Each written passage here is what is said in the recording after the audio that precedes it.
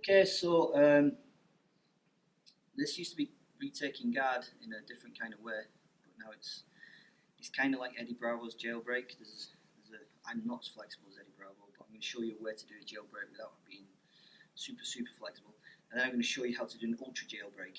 All right, that's what we call it. If you call it something different, I do apologise. I don't actually care what it's called, but it works. So what I'm going to do is I'm going to be putting side control again. Okay, this time I'm going to do the ultimate white belt mistake, and I'm going to hold on tight, and I'm going to hold everything tight. You can either grab your wrist or whatever you need to grab. I'm defending my mount, as I've told you to do, keeping your knee in nice and tight, and I make some space, but I keep everything tight. This time I'm going to reach my foot on the inside of his hip. It's gone in his pocket, which is interesting. Alright, my foot on the inside of his hip. I'm turned enough so it doesn't matter about my flexibility level. Alright, I've managed to get my elevator in. So this leg is not doing nothing there. But I'm going to stand on that leg and push away to then get this foot in.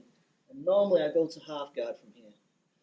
Alright, and it works really well with really strong pinners.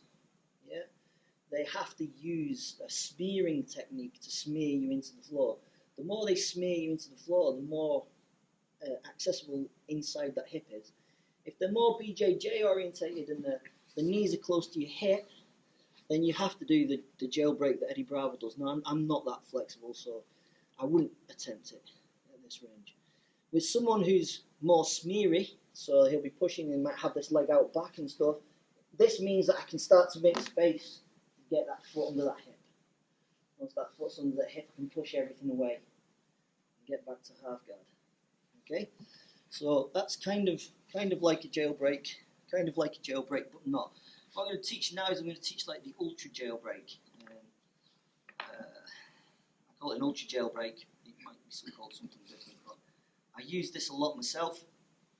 So you get down to this position. Instead of holding tight like before, I'm going to make my frame. So as I make my frame, I go here.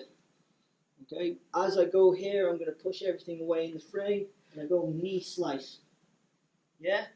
I know that he's going to come down with a lot of pressure, and he's probably going to squish me back flat here, and this is not going to suffice. Yeah. So if I know that one of these really strong people and one of these really strong guys, once I've got this frame up, I actually step over the top and I put my foot in his chest, or I put my foot right through. He's not going to give me this arm. If he gives me this arm, I'm going to bicep slice him to death, but he's not going to. He's going to take that arm out. Right? I'm going to recover guard. Yeah. So we'll do that one more time. Side control. However, I've got inside to make my frame. I push away to make my frame. I managed to get my knee in, but there's a lot of pressure coming back at me. I'm going to step over the top, put my foot on his hip, on his chest, or on his hip, and come back to guard. Alright, it does work really well. If you're an inverted kind of guy, I like to play with inverted guard even though I don't really understand it. If you're an inverted kind of guy, it makes a lot of sense because you can invert from them and have some fun. So, hope that helps. It's not Eddie Bravo's jailbreak because I'm just not super flexible. It didn't used to be called an elevator reap or something, but I just called it a jailbreak because I like to copy Eddie Bravo because he's dead good. Alright?